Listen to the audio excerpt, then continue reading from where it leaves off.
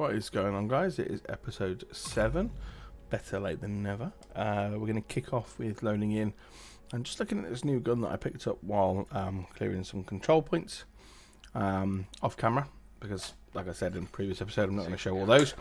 I'm obviously level 13 now, and I did get a I believe that says froth. I can't see because I'm in the recording bit, so the editing bit, so the video isn't huge. But it has a talent on it where weapon damage is increased on enemies under a specific status effect. I think it was an ensnare, and I apply the snare every 3 kills automatically as well. So it's quite useful. It's not a great talent, but it's better than my other guns that don't have talents. But the impact of that, of course, is I have leveled up very fast and don't have a lot of gear at this level, so my armor is obviously very depleted. Look at the armor bar; it's small. I will be not very tanky through this mission. It's only a side mission though. We're doing an SHD cache side mission. I believe it's Agent Brooks support. Now this does link in with the local checkpoint control point, sorry, in the middle of the map, which I quite despise. It's not my favourite control point. It's such a big wide open area, and you'll see in a minute when I finally get out there. But as you can see, I have sped this footage up because it's quite a boring mission. It's just, there's no story behind it at all. I go in, I pick up this thing out of this box. This guy tells me he's hurting and been better, and then I go over here, kill more guys, scan some boxes and kill more guys, and then that's it. So it's not the most exciting mission in the world, but we get it done anyway. But I do play it far more cautiously. There are, with the Trusons, there are some quite powerful enemies. The turrets can be a little bit annoying if you're not paying attention to them. So that guy there that I just killed with the 3 bullet symbols is the machine gunner. He sort of hunkers down and can do a lot of damage quickly if you don't kill him. So we're going up here, we're going to scan these supplies, and that will trigger off the last part of this mission. So this is the control point area now. We're in, this whole area is the control point, and it's just so big and wide open, it's just really annoying. I mean, you can see how far away the enemies are, and of course with the way the Division guns work, and it often translates to quite a few FPS games, even though this isn't FPS technically because we're in third person. Optimal range will impact the damage values of your gun if they're outside of that optimal range. So if I was up in their face, I would be doing better damage, but I haven't got the survivability to go up to them right now because, of course, I have leveled up too fast and haven't got the gear needed to complement the level that I went up to. But the mission itself, like I said, really straightforward. I would go through and talk to you about the lore behind it, but there isn't any. There's a good chunk of XP. I get a blueprint, so it's important to do it. This one, however, is much better. The Air and Space Museum. I do really like this mission, and the story mode comes with this tiny little effect at the start where a friend, unnamed, I don't know who they are, yeah, just bodies that man. And body knocks it on the floor. But this is located over in East Mall. We have to investigate Truson's activity at the Air and Space Museum, and links in from the American History Museum, where we got some intel from the Trusons relating to their prisoners, the hyenas, if you remember correctly. So there is some dialogue if you were to hover over the mission in the map, and it says, Truson soldier says, your boy's heading south anytime soon. Another soldier says, next one is pretty well filled up. How much cargo are you talking about? The reply is 4 containers of shells, 6 rounds each, about 60 pounds a container, so that's a weight. The next reply is probably going to have to wait a few more days. In that case, ordnance requires extra care. So we know they're moving ammunition of some sort. And then the final reply to that is, in that case, I hope you don't mind if I direct any complaint your way. And what that's suggesting is if anyone is to complain that there's a delay in this ordnance being moved, the soldier wants to pass that complaint on. And you can see there is a hierarchical type thing in the True Sons. They are running as a military organisation, even if we don't fully agree with their methods or their lack of attention to the general public who are surviving.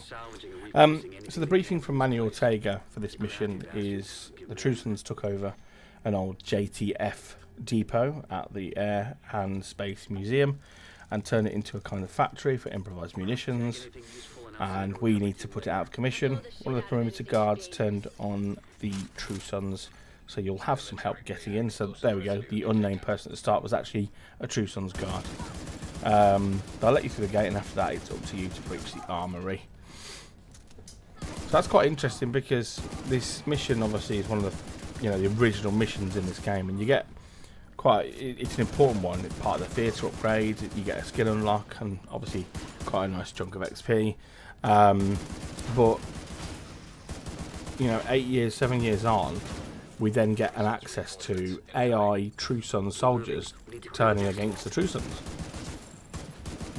It's almost like it was written in the stars, really, because this mission touches on it before it was even a thing. Anyway, we're clearing up quite nicely. We're going into the observatory area now. Unfortunately, someone's ripped a hole in the side of it. I love the graphics in here. It's just, it's not quite sphere level. Obviously, I know about the Las Vegas sphere. It is the LA sphere, right? Is it? No, Las Vegas sphere. Yeah. Now, I'd love to see that in real life, but I'm British, and yes, I'm sure one day I'll get a chance to fly over to America, but it's extremely expensive to fly to America. And it's not exactly tourist friendly at the minute, because we have to surrender our social media and everything for 5 years. Or they're going to be doing that. I'm not sure when that's going to kick in, but I couldn't tell you how many email addresses I've got. I couldn't tell you what TikTok account I had 3 years ago that I've deleted. Like, come on, really? Oh, greatest nation on the earth gets it wrong a few times, that's for sure. The objectives of this mission, then, it's quite a straightforward one. Obviously, we've just done the planetarium / observatory type thing. We're going to reach the second hall, and then obviously we've got a bit of a fight. We've got the third hall with an investigation required, and we're scanning some missile parts. We're then going to go into the workshop, disable the missile, and rescue the civilians, and then we're going to survive the last assault, in which Lieutenant Kelly joins in and gets destroyed. Now, on this fallen spaceship, there is a thing here. I don't know if it's in the main mission or if it's in the Black Tusk one, but just go up to that wing and there is a backpack trophy on there of the spaceship, which is just cool. It's cool to have, and it's free, and you just have to walk up to it and interact. So do that.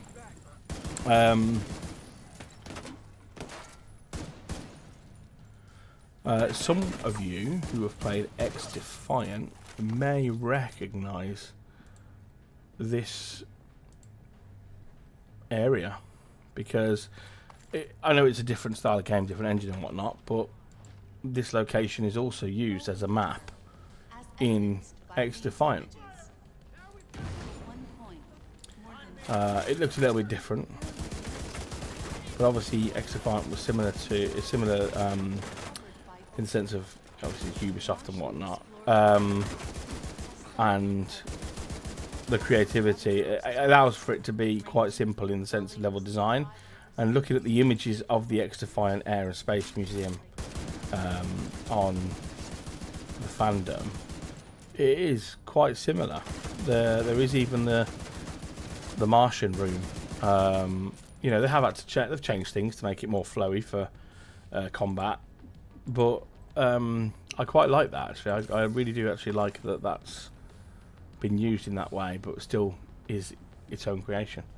So yeah, a nice little thing for you there.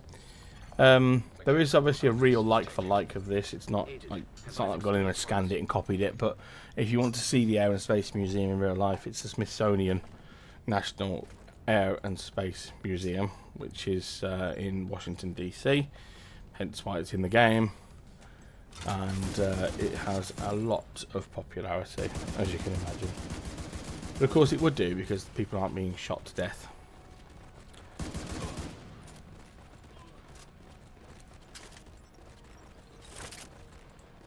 So there are some communications you can find in here. Obviously, you're not seeing them on my screen because I've had a hard call before and it's already got them. Logistics, comms can be found once the parking lot is cleared. That was outside.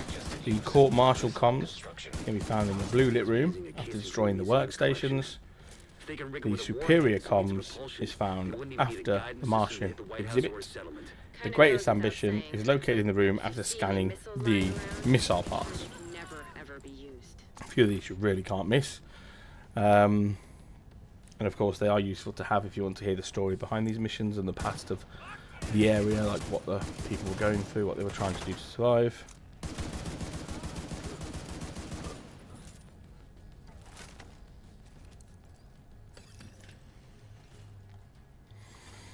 Database hatch indicates designation LMR-90.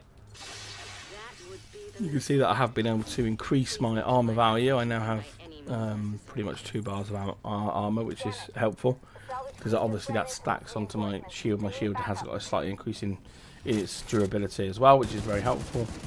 And of course I know the spawn in this room. This is the final boss room. To start with, you kill all these guys, civilians are running around. Also shooting a pistol, but fair enough, brave guy. And obviously here comes Lieutenant Kelly. So knowing the spawns, if you've got enough firepower, go for it, because honestly killing them all off the bat is just speeds this bit up so much, because it's quite a wide open room and they can just sit behind you in the end. And that is the end of the Air and Space Museum, and it actually unlocks the castle settlement.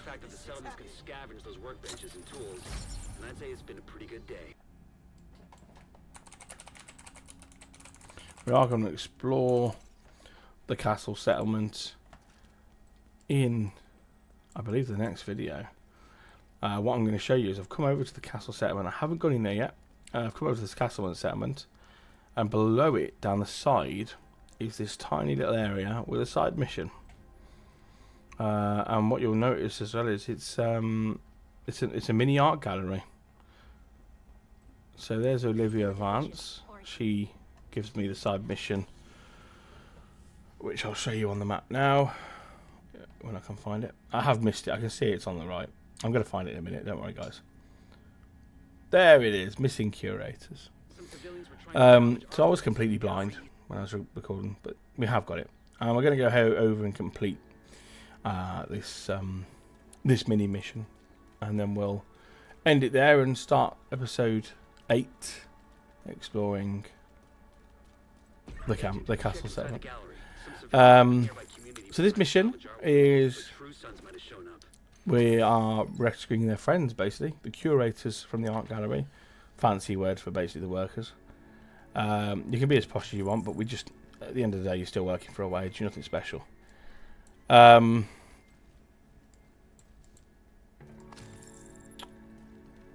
are going through quite a nice building. I would argue that, again, the design of the building is pretty sick, to be fair. And of course, I'm going to be a loot monkey. I'm going to get as much loot as possible.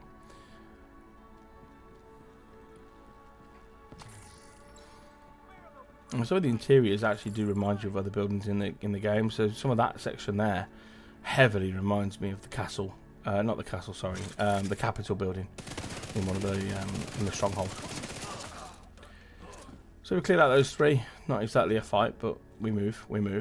We are also level 14 now. We did that during a cutscene between getting this mission and whatnot, because there was a control point that I wanted to get just south of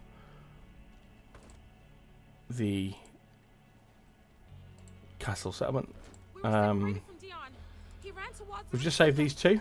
They're telling me that there's another person, so we found these 2. We now need to go and find Dion Bailey. Dion is another one of the curators, but also sharing the surname of an Aston Villa football player. Not quite the most consistent Aston Villa football player, but he was, when he was good, but just for one season.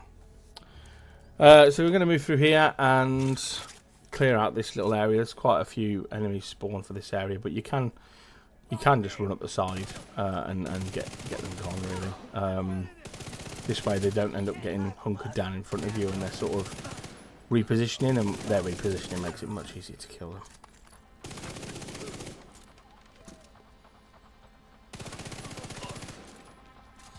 And this puts us through to the final room. Again, really nicely laid out. The statue in the middle, flags all around. You know, you could tell it's a True Sons occupied building, given their obsession with the American flag. Here is Dion. He is currently a hostage. He looks quite happy for a hostage, and for some reason I decided to be taller than the statue for a minute. It's not a very good place to stand, and I tried to jump off and it wouldn't let me. So I will just shoot them a little bit and then I'll jump off. There we go. Not a safe place to stand in a mission as a hardcore character, but there you go. Once I've killed a few of these, I should start to see the boss walking around soon. He is in the room, I just don't know where. Oh, he hasn't spawned yet. No, that's why. So at the minute I'm still protecting Dion Bailey, but when the boss spawns, just like in every other mission, normally the health bar will show up to you in the top next to the map. There you go. So True Sons leader is, in this case, is PFC Ham or something like that. Horn. I can't see because of my screen's so small when I'm doing the voice thing. So he is a grenader and has armour on every part of his body. So the best way to kill him, you must shoot the red pack on his back by his butt. And then he just has a shotgun. And I ain't being funny, shotguns are weak in this game. Thank you. Well, for PvE, before anyone says anything. So that is Dion Bailey. Saved. I would expect him to look happier, but he's not. We have got a new blueprint unlocked, some XP, and of course that's one less side mission to do. And yeah, tune back in for episode 8 soon.